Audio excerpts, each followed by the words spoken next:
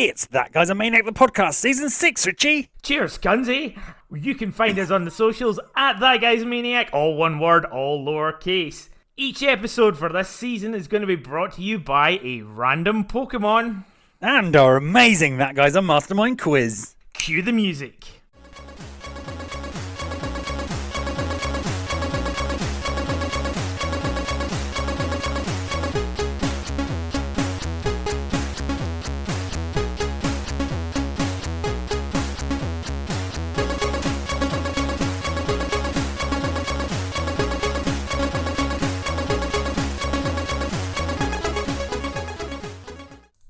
And this episode is brought to you by the number 97, which is who, Farley? Hypno. Number 97 is Pokemon Hypno in the National Pokedex. Cool. So, Hypno is a psychic type. He evolves from Drowsy. They evolve from Drowsy. They. And it is the Hypnosis Pokemon. And what is Drowsy? Hypnosis as well? Also the Hypnosis Pokemon. There we go. Fair enough. Cool. Now, for anyone listening who's not familiar with Pokemon at all, Richie, how would you physically describe Hypno? How would I physically describe Hypno? As a weird, beaky, yellow man with pointy ears and a ruff. Yeah. A bit piggy. Kinda.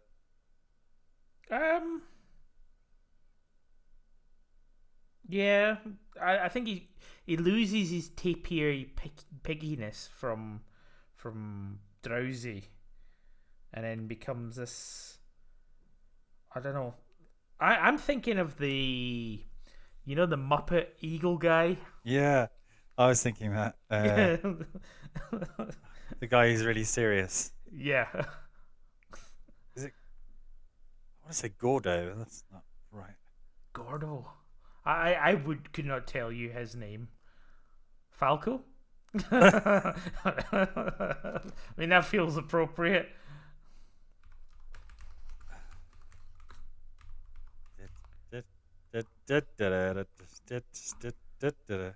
Sam Eagle. Sam the Eagle. Yeah, it's just straight up Sam Eagle. Yeah, so imagine Sam the Eagle, if he didn't have those big eyebrows, was yellow. Yeah, Sam Eagle and Big Bird fucked. And Gonzo. Gonzo, but yeah. Gonzo's nose. With pointy ears. And then around his neck he has a furry or feathery white ruff. I think it's fur. Yeah. Fluffy collar. Fluffy collar. And he's also holding, I don't know if you mentioned this before, a pendulum. Yeah. Like a ring of stone. That is attached to a string, which we can only assume he's holding, or as we were hypothesizing, that it's actually a very, very adapted finger. Yeah, there's a weird thing in Pokemon. There's many weird things, but there's a weird thing in Pokemon about Pokemon which have things. Tools. They for some reason hold tools, or when they evolve, they gain something they can hold. Yeah. Yeah. And in the manga for Sword and Shield, one of the main characters, I think his name's something like Billy Sword, is a tool master, or whatever his name is. He's special. Tool master. Brilliant. Where he specializes in repairing and polishing and fixing Pokemon tools such as Marowak's club, Girder's girder. What other ones are there? There's like Oshawott Scout Shop. Yeah, and To a certain degree, you've got the leak that Farfetched has as well. Yes, absolutely, and Surfetched. Yeah. And I mean, there is Aegislash. Is it a sword holding a shield or a shield holding a sword? It depends on its mode, I suppose. Yeah. Oh God, mode, not style, not form. It is form for fucking Aegislash. I got it so wrong. After all of that, it's for me. Oh no, it's not. Yes, for me. For me. For me. I got it wrong. Weirdly. Yep. Anyway, says a pendulum. Yeah, and as we famously know, pendulums are used to swish back and forwards and hypnotize people. Hypnosis is definitely one of those things. A bit like quicksand and other things that, as a child, you thought, okay, there's going to be a lot of this in my life. You know, like cartoons and in the Beano, and it's a plot point in a lot of things. It's very tropey, yeah. It's very tropey, but then in real life, it doesn't really come up that much. I went to a hypnotist show. Have you ever been to a hypnotist show? That you can remember? Yeah. I want to say yes. I've definitely seen people be hypnotized. I can't remember if it was on a show or not. Oh, okay. But Live have show. you ever been hypnotized? Not as far as I'm aware. Okay. How about you? I volunteered to be Yeah. hypnotized. Yeah. And apparently this hypnotist, she was the fastest hypnotist. Or something like that. And she basically looked me in the eyes and she was like, sleep. And I didn't. Oh. Because of my dick. Are you immune? Well, see, my friend also did it. Yeah. And he was up on stage and throughout the entire performance he was like, I don't think I was hypnotized. I knew that people, like, because they were told, like, you're on a motorcycle, you're driving down the highway, so people were like bouncing about in their seats and they've got both hands stepped forward. But he said, I don't know why, but I extended my hands, but I knew I was also on stage at the same time. So I guess he was kind of partially hypnotized, or just I think there's a degree of skepticism that prevents hypnotism, but yeah, like, annoyingly, she said only attractive people can be hypnotized. That's a great comeback. That's a great. You have one show where somebody can't be hypnotized. Like, okay, fine. I need to cover this eventuality. Yeah. The next time it happens. Yeah. Boom. It's weird, isn't it? It's a bit like, it's definitely in the same. It's one of the things that, like, the great occultists believed in. It fits alongside aliens and Atlantis and all this business, but is it really a thing? I remember a number of years ago now. I mean, I'm pretty sure it is a thing. I don't know. Is it? Where? Do you remember this? There was a bunch of money that went missing in a bunch of shops. I think it was up in Hampstead Heath in London. Okay. And nobody could work out, like, why the tills are down or whatever. And so a couple of the shops, they reviewed the security footage. And the theory at the time, I remember seeing this in the newspaper, was that somebody had come along and pre-hypnotized a bunch of the shop owners, and then would just occasionally come to the shop and be like, give me all the money in the till. And they would. Brilliant. Yeah, and then it's only, when I guess they got too greedy or they did it too often.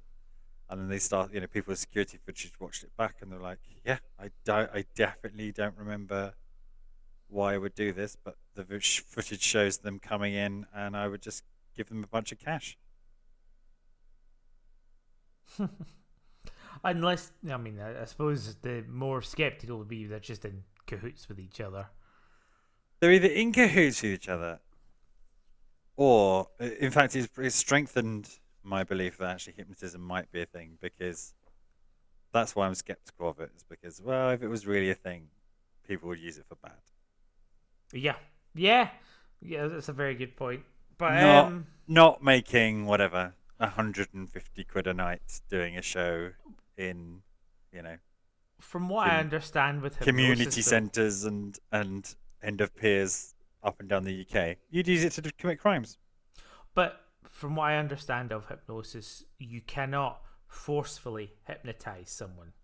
They have to be receptive. Again, that's why it's a bit. I mean, once they're receptive, then you can perhaps plant evil seeds.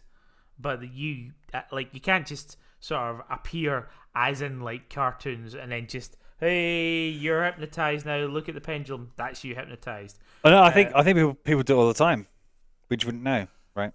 If you if you're using hypnotism to commit crimes, you wouldn't make a name for yourself traveling around being a hypnotist, would you? Yeah. Just no one would ever know. No one would ever know and remember you. So maybe there are hundreds of hypnotists living amongst us. Yeah. Actually, in your house. Yeah, You could don't be. know. Yeah. You wouldn't know. Living rent free. Anyway, Hypno's based on Hypno's based on hypnotism. Well, not entirely. So we were looking at the origin, the book on the origin of. Can I say on the origin one more time? Can maybe say it again before. Don't get to the end of the title of the book. Just keep saying the first bit again. On the orange. I even messed up. On the orange. On the orange. On the origin. On the origin. From the book. On the origin. Canto edition. Who sort of like to discuss what the origin. Why am I going around in circles? Hey, come on, you need to stop. Maybe I've hypnotized you. Are you hypnotized? I need to go. Somebody hypnotized you to do a bad podcast. Oh God! And it's been going for 5-6 seasons now.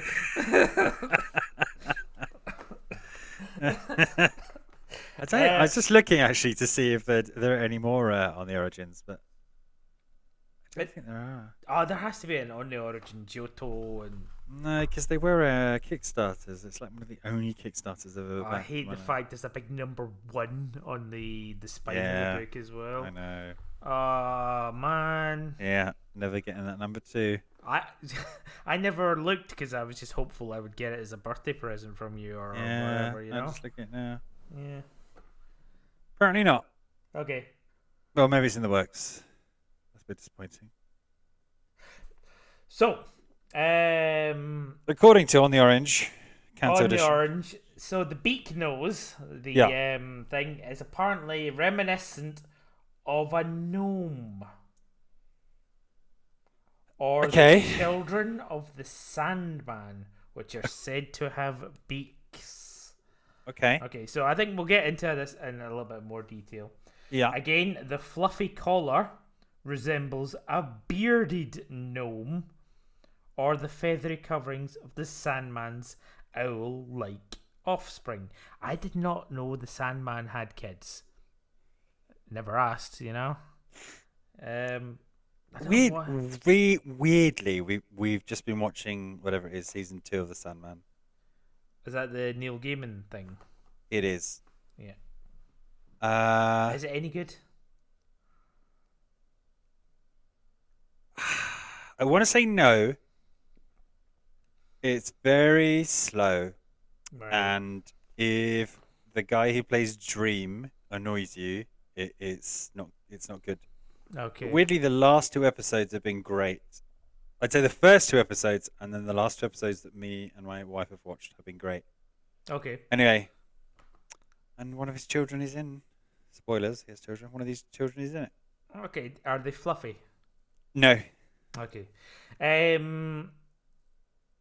Okay. So he also has a pendulum, and that's it, really. And in Japanese, it is sleeper rather than hypno. I don't know what Interesting. Bulbapedia has to say about that. Maybe Because- sleeper as in to cause sleep. I think that's how you say that. Sleeper. Okay. Shuripa. Let's have a look. Sleeper. From Sleeper. Do you know? Is that pronounced Sleeper? It's not pronounced Sleeper. From sleep, yeah. Anyway, so Hypno is based on hypnotists, which is why it's got the pendulum. And I'm basically reading this almost verbatim, and I'm not gonna. But there's also the other theory that he comes from the bedtime bogeyman, aka the Sandman. And apparently, a Sandman is a gnome-like character in European folklore. Gnome? Have you ever thought of this Sandman as a gnome? No. I thought the Yeah. Sandman is the man with a bag of sand, no? Not a gnome. Yeah. So apparently he Mr. throws sand in the air. Sandman. Bring me a dream. Boom, boom, boom. Make him the cutest that I've ever seen. Boom, boom, boom. We're not going to turn this into a singing podcast because it's already got not enough viewers. Mr. Sandman. Bring me a dream. Boom, boom, boom. Make him the cutest that I've ever seen. Boom. Give him 2 eyes of roses and clover. Boom, boom, boom. And tell him that his lonesome nights are over. How do you know so much of the Sandman? I don't know. Oh, God. Also, I don't think give him 2 eyes of roses and clover is correct. I know. It sounds good.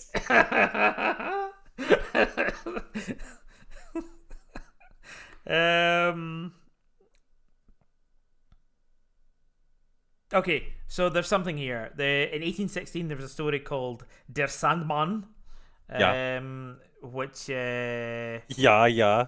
which basically flips it. That the Sandman is not a nice guy, and is indeed a bad guy who picks out the eyes of children and feeds them to his own children, to his children who live on the moon.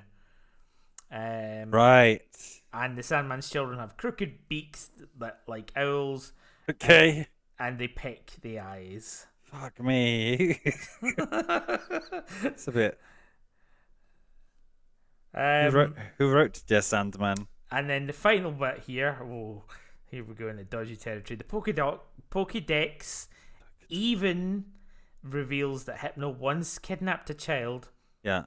Hopefully, they were returned with their eyeballs still in place. Man, just so much child kidnapping. Like, honestly, like, you got the Drifloon, which is a well-known thing, but there's something else that I saw the other day about. Oh, we're reading about. Was it Gorgeist? Yeah. And Pumpkaboo. Gorgeist. Different sizes of which. Was it they take childish adults or? Yeah, the big one goes for childs that are dressed as adults, and the little one goes for adults that are dressed as children or something. Children. Yeah. Fucking hell. Yeah. But yeah, it's a freaky looking thing. But it also doesn't bear too much resemblance to his pre-evolution, except for the ears and the color yellow. And I think Drowsy is actually a more interesting looking Design, yeah, it is yeah. because it reminds you of like a satyr, right? He's got the bottom half brown. Yep. You can clearly see the cloven hooves. Yep. But he's got like the nose of a tapir. Yeah, he's got like the Saiga antelope nose, like a little elephant nose. What does the book have to say about Drowsy? So it is based on it's a bipedal tapir based on the Baku. Baku! So, Baku, which is a yokai. I was talking to you last week about a film called Cryptozoo, which is it's a crudely animated film where basically it's a zoo that keeps a hold of cryptozoology things, including Baku. It's quite a good watch. I recommend it. Specifically for the animation style, which it kind of fluctuates without you realizing as well. But yeah, it's an interesting one. But yes, the Baku, it's apparently originates from Chinese folklore as well. Okay, it's all over the place. Anyway, Baku was a dream eater. So it used to put its trunk onto your head and eat your dreams. Now sometimes that's a good thing, sometimes it's a bad thing, depending on whether it's eating nightmares or whatever. But also, I believe Drowsy actually knows the move Dream Eater as well. No. Neither Drowsy or Hypno can learn Dream Eater. Right, I am flipping the table. Fuck these guys. There's one game in which it does, which is Pokemon Let's Go Pikachu and Let's Go Eevee. That is nuts. Yeah. I feel like that should definitely be a thing it does. Yeah. Yeah. Especially since it actually learns hypnosis, which puts the Pokemon, the opposing Pokemon to sleep. Yeah. Yeah. Yeah, that's terrible. No dream eating. But Hypno. I'm just going to double check. So that's what Bulbapedia says. Yeah, you know what? I'm going to say to be what Pokemon actually learn Dream Eater, because I'm now angry that Dream Eater is not a thing. Oh, please find some ridiculous Pokemon that learn Dream Eater. Yeah, that's exactly what. No right to whatsoever, but fucking Hypno based on a Baku puts you to sleep, can't eat dreams. Okay, we have. Are you ready for this? I am. Oh, I'm already angry at them. We have Gengar and Ghastly Light. That's fine. That's absolutely fine. Perfect. Articuno. Fuck. What? So I think it's the fancy Articuno, the psychic and flying version. Oh, the Galarian Articuno. So I'll allow it, but still, okay. I read it, I'll allow it, fine, whatever. But still, a bird eating your dreams, that's not a thing. No. Noctowl and Hoot Hoot.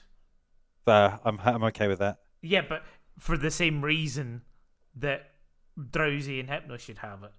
Yeah. Because they use hypnosis, you know? Because they use hypnosis, and they're based on the Sandman's children, who have beaks that live on the moon. Yes. Gardevoir and the Ralts.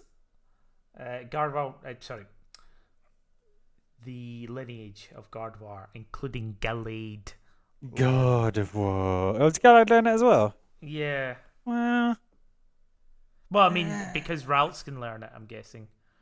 Yeah, okay. I mean, you wouldn't want to. He's a physical attacker. Yeah. Because what is Gardevoir? It's like the emotion Pokemon or something, no? You know what? I have no idea. Stay tuned for episode 282. We'll talk about Gardevoir. There's a lot to talk about Gardevoir. Is that hair? Is it a helmet? Why has it got a blade going through its chest? Yeah. These are all very, very good points.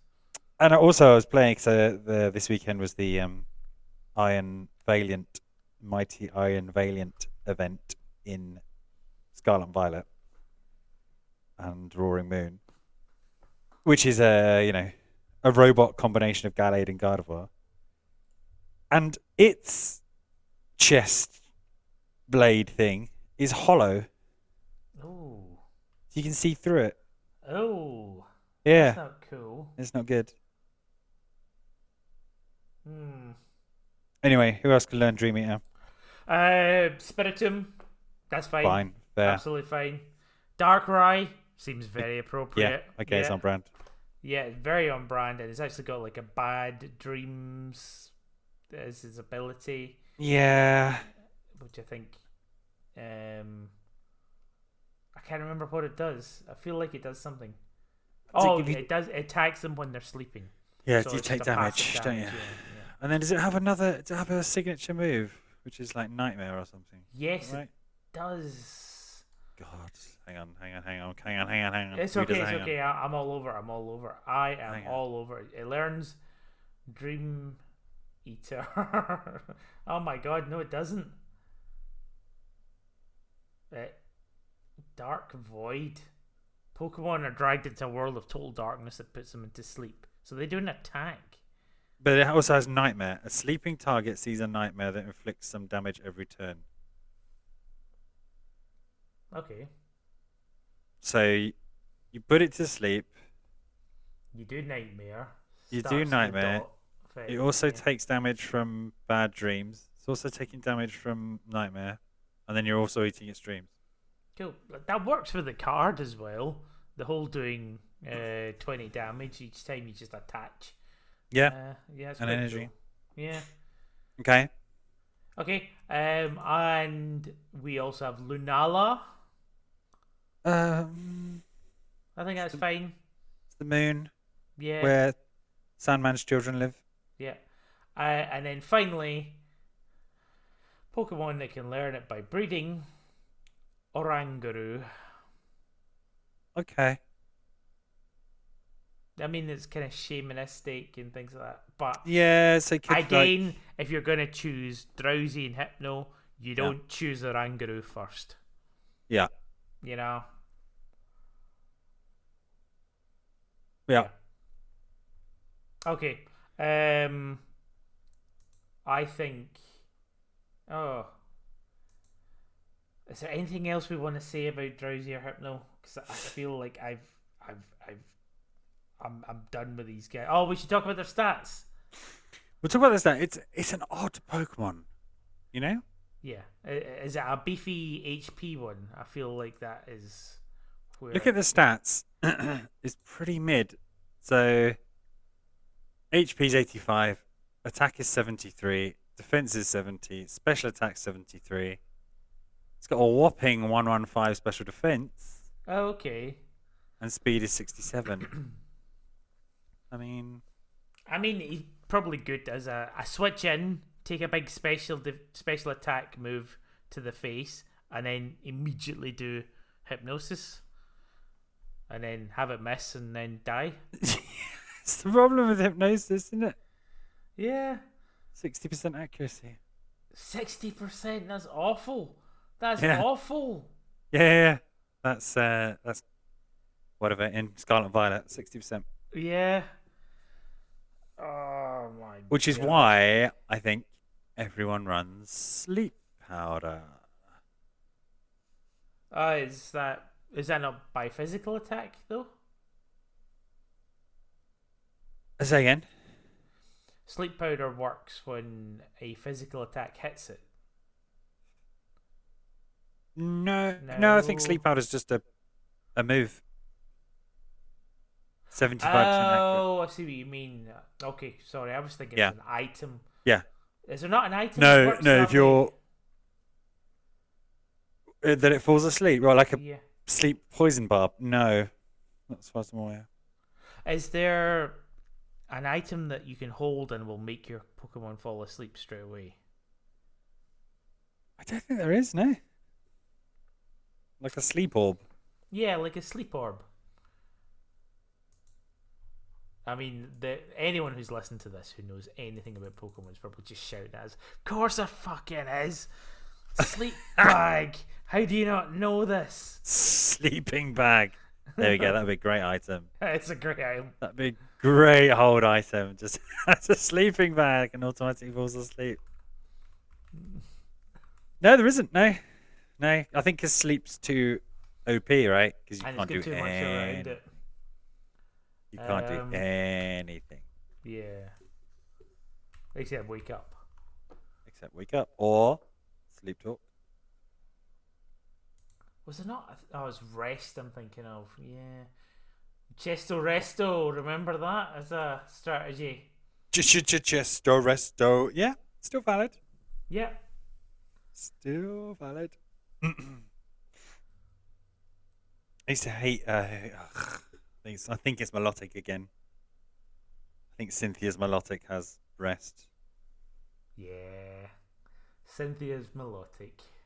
Yeah, because you know how the gym leaders would also just have 3 or 4 full restores each as well. Yeah. So the aim of the game was always to not get them down to tiny amount of life, because they'll just full restore them. You had to get a big epic final, a move that did plus 50%. Switch in your Raichu against Milotic. Yeah. And then, of course, Marvel Scale won't have triggered.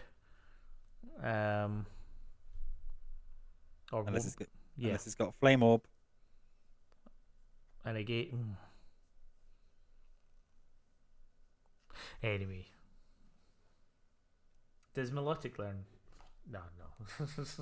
Dream Eater. No. Yeah. That's it. Is that it for Dream Eaters? That is it. There's only there is Gengar, Line. Yeah. There's Articuno, Madly. Yeah. Hoothoot, Noctowl, Gardevoir, Gallade, and Prevost, Spiritomb, Darkrai, Lunala, and Oranguru. That is it. And of course, Smeargle.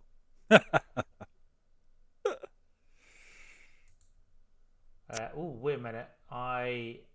There is others. Sorry, I was only looking at Gen 9. You fucking idiot. Yeah, so if Drowsy and Hypno were in Gen 9. So you also have Mana and Masharna. Yeah, perfect. Fine, absolutely fine. Even though I thought they were fetuses. You did think they were fetuses. And Morlul and Shiinotic, again, perfectly fine. Okay, Although, why are they eating dreams? Because you've taken some mushrooms, you're tripping off your tits, and they're eating your hallucinogenic dreams. Okay. News just in. Yeah.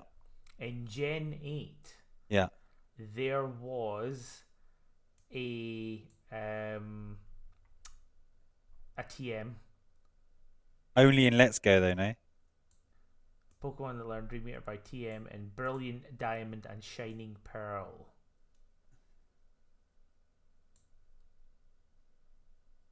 But I don't think Drowsy and Hypno are on that list. Are they? Yeah. TM85. Okay. Yeah. So they fixed it for one gen.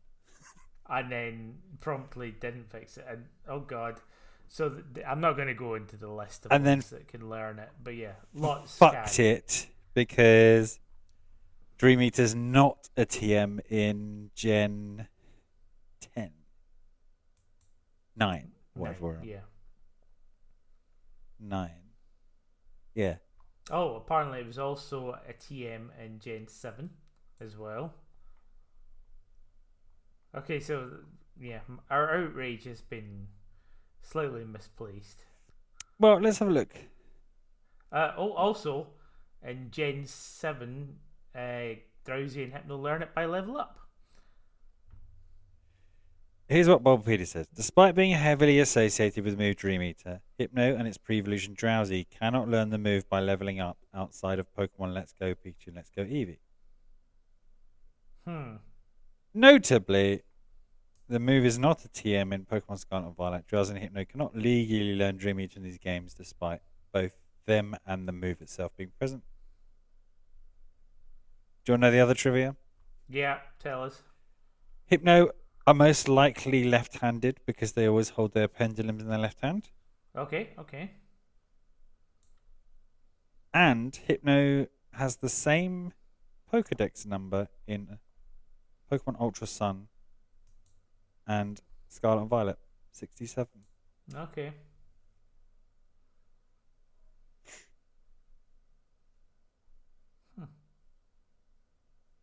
Oh, here's another interesting factlet.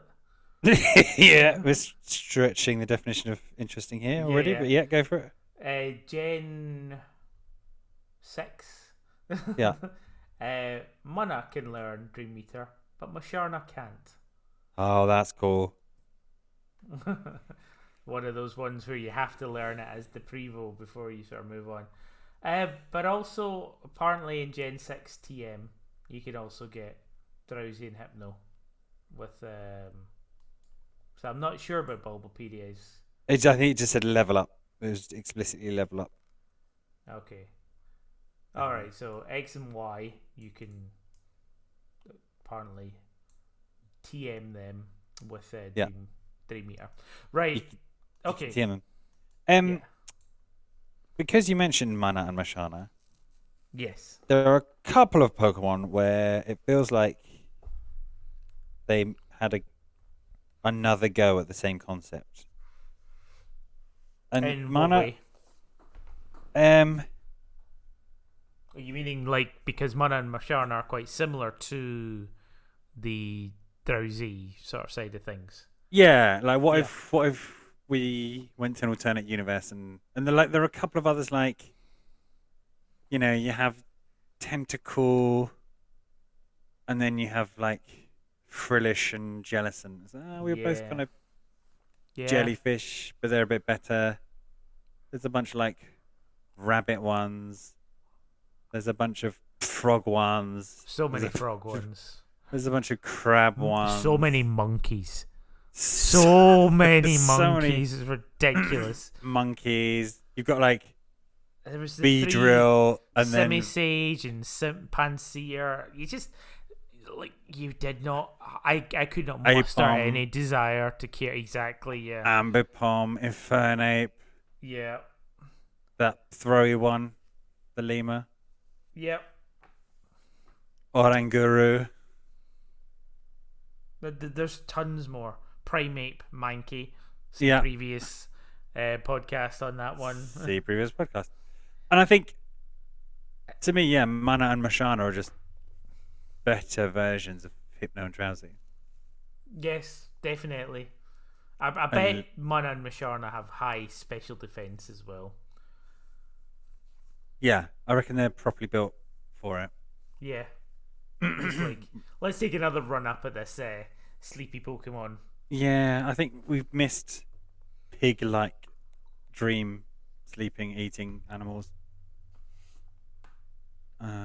Because it also looks like a Baku, right? Including... Yes, very much. Mashana is... And also looks like a Tapir. It has that bi-colour of a Tapir that Drowsy does as well. Yeah, and I think is literally like referred to as a Baku. Yeah. I don't know. Like, I sent you a what if genealogy thing, and you immediately said, I hate these fucking things. So there could be like a what if common ancestor of the Drowsy and Musharna line. Oh yeah. When people try to do phylogenies of Pokemon and exactly, yeah, invent in between. I hate that. That's not how that works. I know, but it's also it's interesting to think. Oh yeah, they are quite similar, and yeah, Azurill is kind of like Peekaboo, you know, and all that sort of thing. And of course, we actually had a whole episode dedicated to the Pokemon clones. In season 5, if you remember. Did we? Yeah, so we're talking about which one is the best Pokemon clone. Sorry, Pikachu clone. Pikachu clone. Oh, okay, right. Sorry. Yeah. So, of course, you've got all those Moripokos and Plissey and Minuns and all that. I mean, we had a revelation with that one, which was the Pommel, the defibrillator Pokemon. It's definitely yeah. favorite. you can dig out the episode, reader, because you can find out live. We start off by saying, Palmer, a bit disappointing. Then read the origin and be like, oh no, actually that's really cool. Yeah.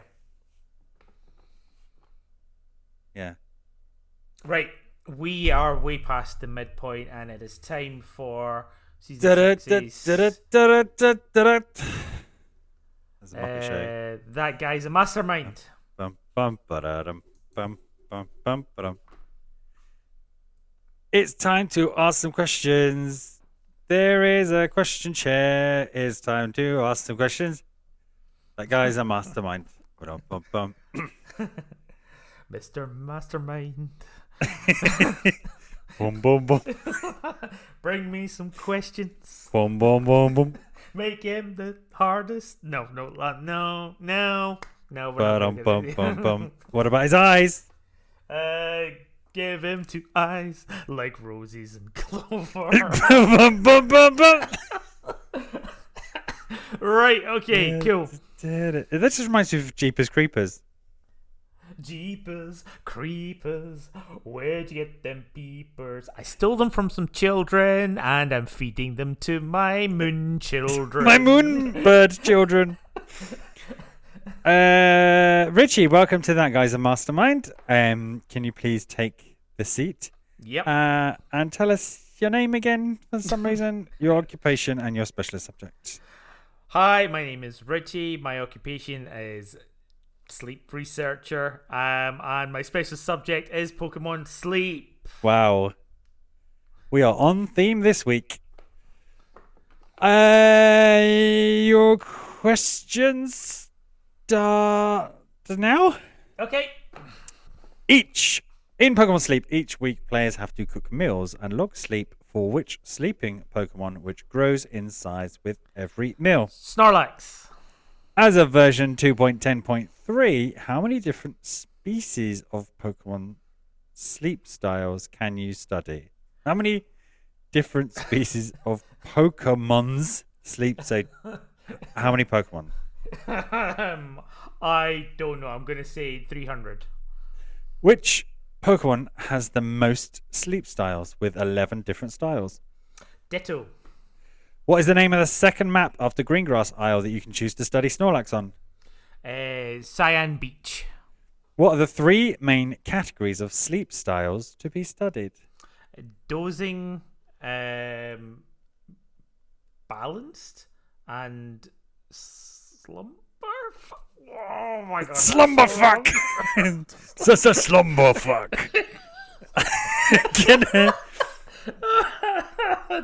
Connecting a Pokeball Plus device to Pokemon Sleep unlocks which specific Pokemon to aid in research and ingredient gathering? Pikachu. What is the name of the special event which takes place in Pokemon Sleep around the time of the new moon? The new moon event. Which generation's first partner Pokemon are not currently in Pokemon Sleep? Sorry, ask the question again. Which generation's first partner Pokemon, i.e. starter Pokemon, are not currently in Pokemon Sleep? Oh, I would have said quite a lot of them actually. Generation 5. Which berries does a Swablu gather? Flying. What is currently the highest possible research rank? 65. That's the end of the questions. I didn't do very well, did I? You did okay. You said Snorlax, which is fine. There are 186 different species of Pokemon. Okay, yeah. There's no water Pokemon, no fish in it. Ditto. Yeah, I'm not too sure if that 186 includes whatever 3 Pikachus. Yeah. And Hey, go on. Anyway, Ditto. I was never gonna get that. Ditto has the most sleep styles, 11 different sleep styles. Yeah. Cyan Beach is the name of the second island. You got that. The sleep styles, and in trying to write these questions, they really need to sort out their terminology because each species of Pokemon has sleep styles, which are different to the 3 sleep styles. Oh my god. Okay. But you got the thrust of this question. It was dozing, snoozing, and slumbering. Snoozing. Okay. Connecting. Balanced, which was You said very balance, wrong. yeah. Connecting a Pokeball Plus device unlocks which specific Pokemon? It is Nightcap Pikachu. I'll give you that. Oh, okay. Yeah. What is the name of the special event which takes place in Pokemon Sleep around the time of the new moon? It is New Moon Day. New Moon Day? That's yeah. Okay. Which generation's first partner Pokemon are not in Pokemon Sleep? 4, 5, 6, 7, and 8. Yeah, I was about to say quite a lot of them. I thought it was one specific one. I was like, no. There must be loads more. No. So there's 1, 2, 3, and then weirdly, I think the Paldea 3, right? The Paldea trilogy. Yeah. Which berries does Swablu gather? You said the flying ones, which is palm tree berry, I guess. Yeah, and then when he evolves into Altaria, it turns into Dragonberry, the Yachi berry. And what is the currently the highest possible research rank? 65. Correct. Cool. Nice. You didn't do too badly. I didn't do too badly yet. Slumber fuck. Slumber fuck. Slumber fuck.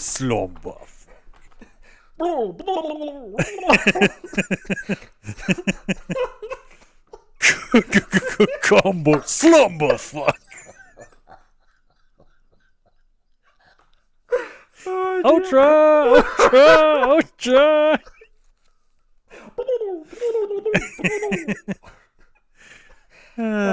Stupid Cinder. Stupid perennial Cinder. That brings us on to the second half of the podcast, Richie, and I know I've put a lot of thought into what I'm going to say. And what are you going to say? We're talking about games that might have tapirs, or the Sandman, or the Moon.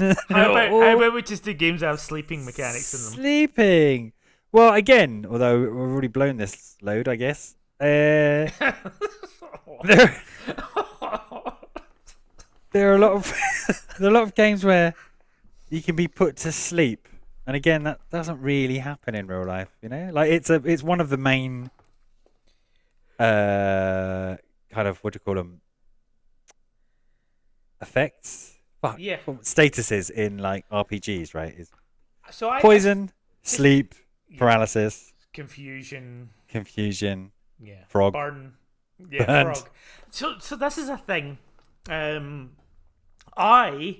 When I was doing some research into this, believe it or not, I'd convinced myself that there was a hypnosis move in Final Fantasy VII, which puts someone to sleep. Yeah, and it's not. It's weird, but I'm imagining the frogs. Doing frog song. Which basically turns them into frog. Yeah. So, great story. You already touched on it, but yeah, that's it. Perfect. Yeah. Yeah, there were a lot of moves where sleep in Final Fantasy VII where sleep was like a secondary effect. Yeah. A lot of water. Always water and sleep. Yeah, there's that whole... there's a Japanese sort of cultural thing about water being the gateway to the other world, the sleeping world. Do you know about this? Yeah, that's why toilets are always creepy. Yeah, and you'll always see a scene of water in like The Grudge or Ringu. Ringu. Speaking of which, have you played Silent Hill F yet? No, I didn't pick it up. Dude. Why? What? It's supposed to be good. No, Silent Hill. It's new Silent Hill. Yeah. I I did continue. So I bought a new graphics card for my computer. Yeah. Yes. So it's a big, beefy bastard of a graphics card. Talking about falling asleep. Yeah. Yeah. And Yeah. I've gone. I was going to buy Silent Hill F. I thought, but then I thought, you know what? Yeah. I spent all this in the graphics card, and I've still got Silent Hill 2 remake from last year to play. Oh, there we go. There it is. Yeah. Okay. So, I want to finish that before I move on. That's fair enough. Silent Hill 2 remake. I have been playing it, and it's so nice with all of the pretty graphics, but it's also I shriek like my girlfriend was laughing so hard at me because I basically made the same noise as the enemy I was hitting. So it's like like it was the two legs, two pairs of legs, one on top of each other. I have no idea what the name of that enemy is. Yeah. Let's come up with the name. Walkies, legs, gams. Double vag.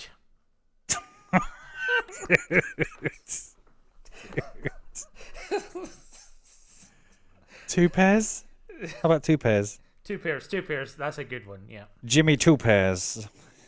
Oh, it's Jimmy Two Pairs, see?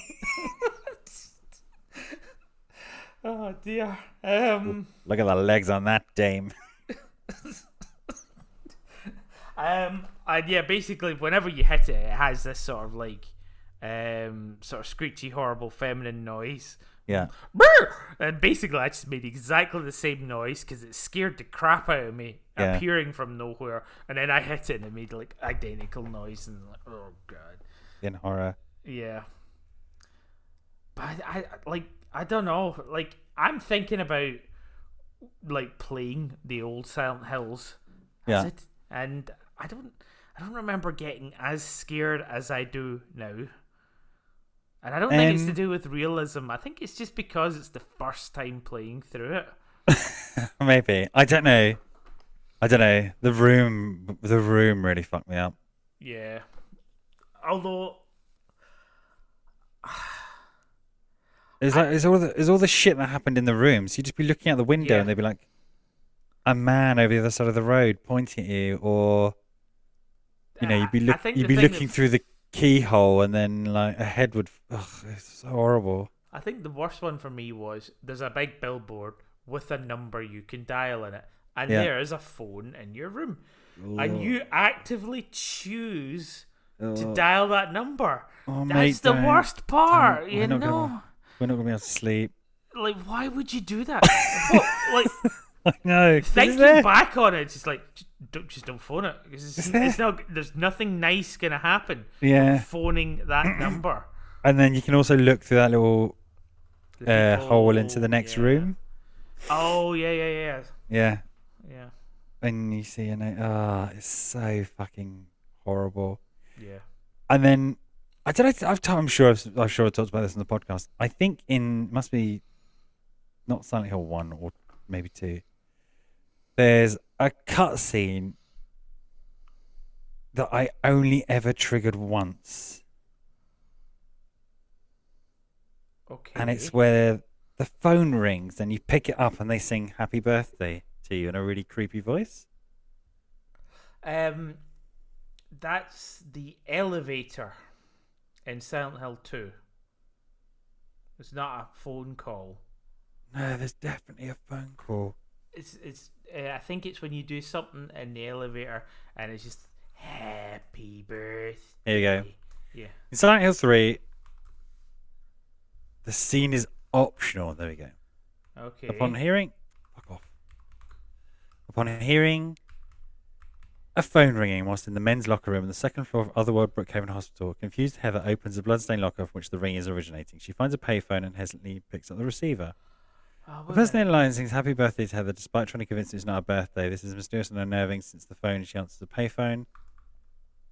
At the end of the verse, which he must address her by name, sounding apologetic and confused, he admits he has forgotten who she is. Since it's not her birthday, she doesn't know who could be in the line. It would seem that caller is possibly a manifestation of the town, blah, blah, blah. Heather then asks, who are you? And it says, happy birthday. Who are you? Oh, brilliant. Yeah. So is there a theory as to who it is? Symbolism. So 31st birthday, which is the age Alessa would have been were she still alive. The second age the caller gives is 24, which is how old Cheryl Mason would have been. Who's Cheryl Mason again? Harry Mason's daughter.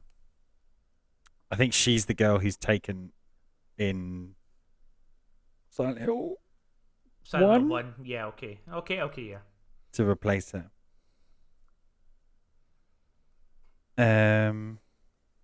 Brought on by Heather's hidden memories of her true self, Alessa.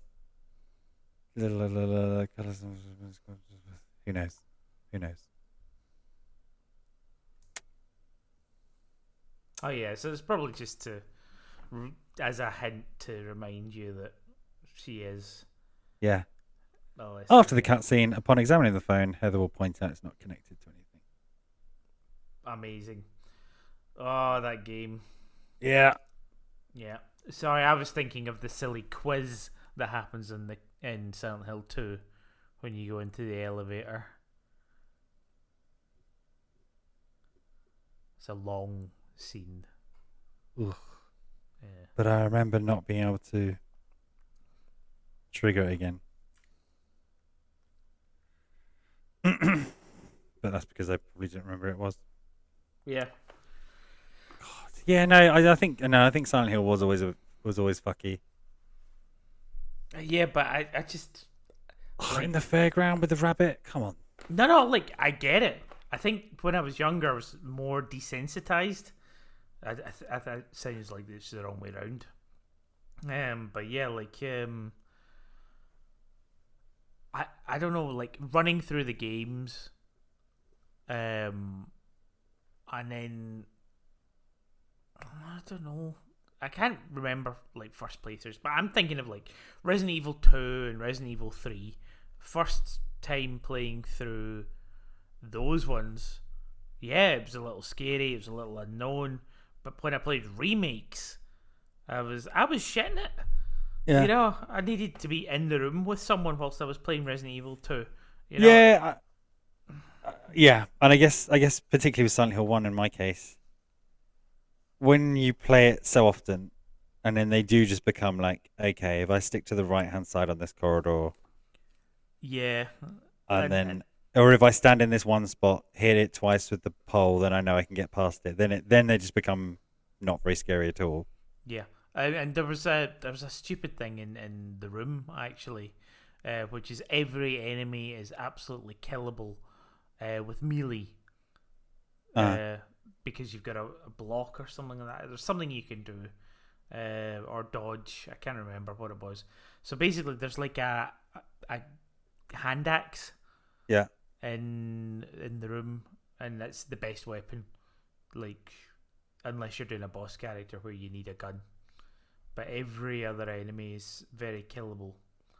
And I remember that cheapened everything for me. Yeah. Yeah. Yeah, and takes away from the cinematic effect when you're just cinematic. Yeah, I think wailing with an axe, and the bad guys are flinching in an identical fashion after every hit. And okay. Yeah, you're looking for the frame that you need to hit them in. Yeah. Then it's not scary anymore. Yeah, but that's the thing with like Silent Hill 2 remaster. I'm not even put the combat on particularly hard, but yeah, like enemies just appear from nowhere. Yes. And they do that, you know, and like even with because there's the thing with the two pairs enemies where if they don't move, it doesn't trigger your radio, but when you shine your light on them, it does trigger the radio. That's great.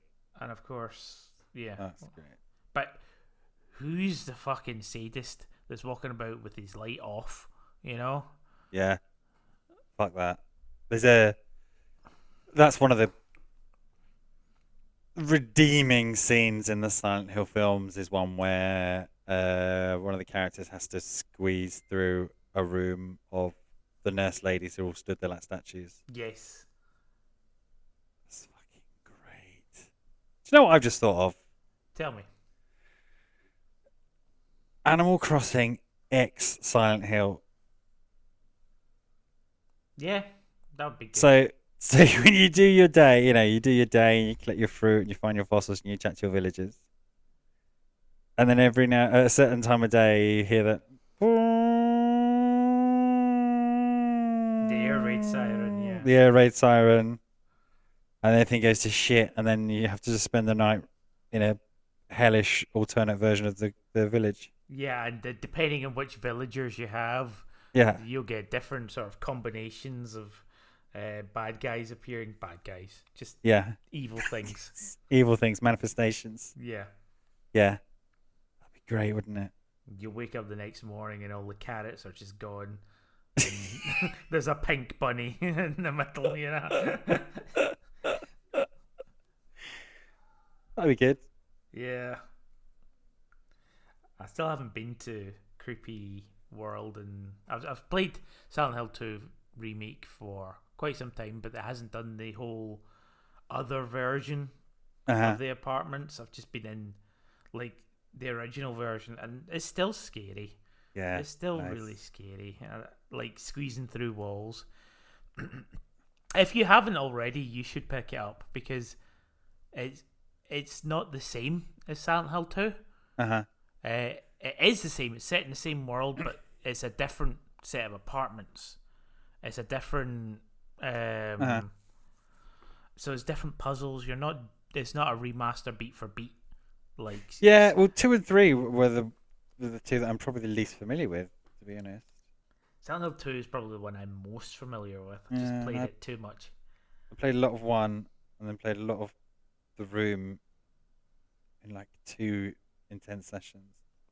I remember I got Silent Hill 3 after playing Silent Hill 2, and I had a friend, and they just sort of said, you cannot play 3 until you played 1.